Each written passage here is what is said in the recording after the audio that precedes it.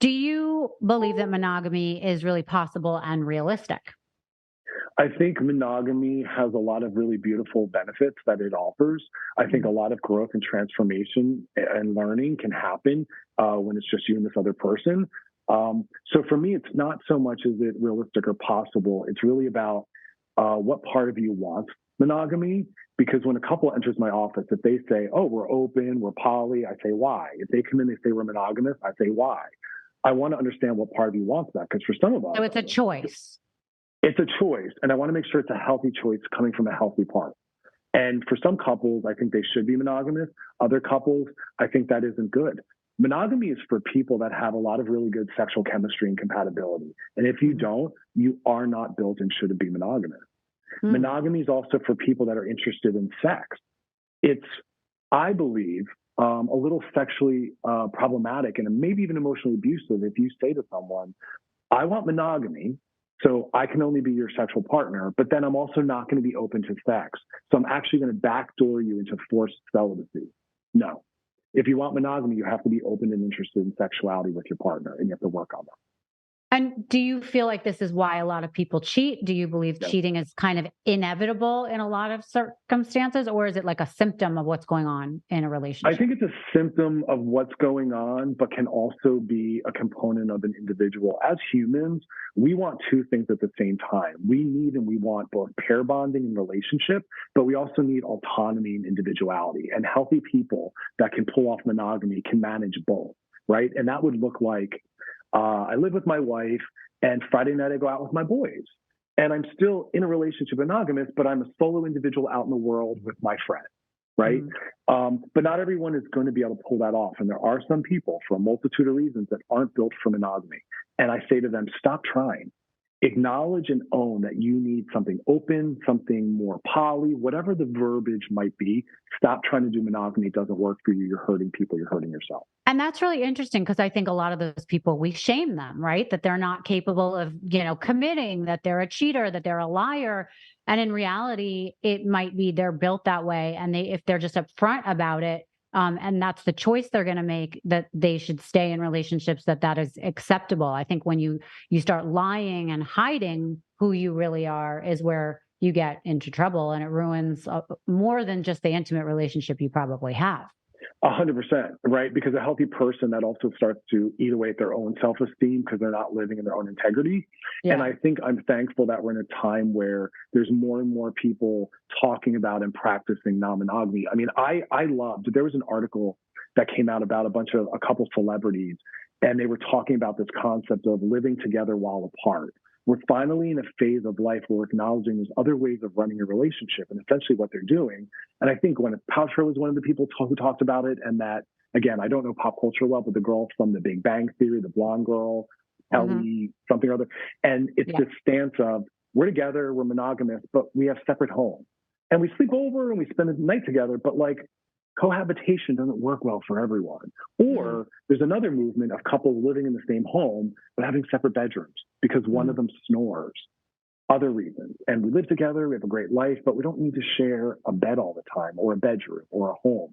So we're Right. starting to honor that people need different things. And just because you fail at or can't pull off the standard style, monogamy, living together, same bedroom, doesn't mean there's something wrong with you or your marriage is broken.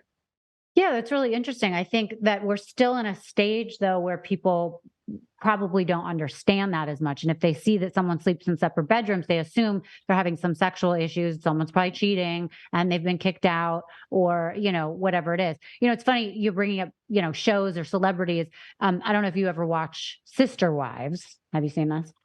No, but I'm very familiar with the concept. Yeah. So the man who's married to four wives on the show, a lot of them have decided over the years to divorce him. They think he's a jerk. He has like 30 kids, whatever it is. So I watched the show and I'm thinking, I don't get it. How is he sleeping with one woman for 2 nights? Then he goes to the other woman for 2 nights. How do these women not get jealous?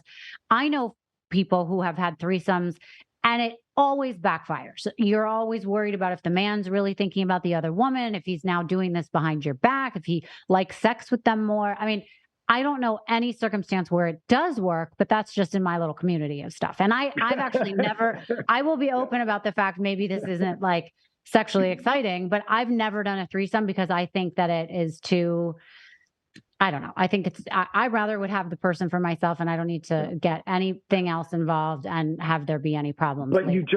you just made the most important point, which is you have enough self-awareness to not step in and try and to then maybe ruin your relationship. And I think that's the problem is why are you doing it? And if you're doing it Yeah. because you're pressured by your partner and it doesn't feel good to you, that's not going to go well. And the Yeah. people that pull it off are the people that actually want it. We're both partners, both desire it.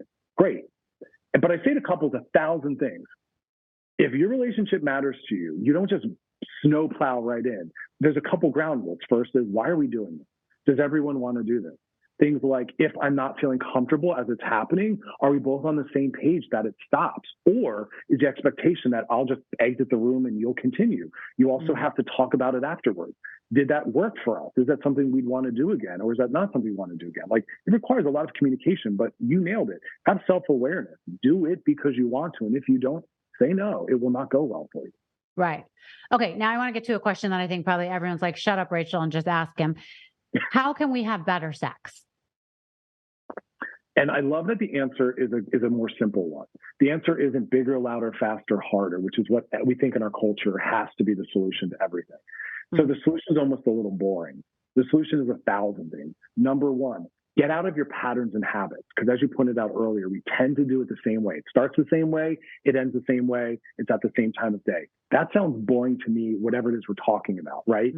Like, we don't eat the same meal every day. We don't watch the same TV show. I don't go to the gym and do the same exercises. That's boring. Yet we do it with sex and we wonder why it stinks. Also, bring your authentic self. Your monogamous partner, if we're talking about monogamy, is the person who should know you sexually. If they don't know all the things that turn you on, you're doing it wrong. That's the person you're supposed to bring that part to.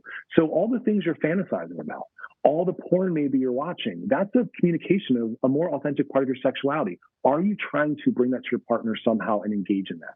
And for some couples, maybe they're not going to do all those things. Okay, but there's still some things we can learn from that. And one of the tools I'll give couples is it's called the yes, no, maybe, where only for healthy, secure, confident couples, because it can go really wrong, they'll share all the things that they fantasize about and turn them on. And the partner will say, yes, that sounds good to me. No, it doesn't. Or maybe if we make some changes.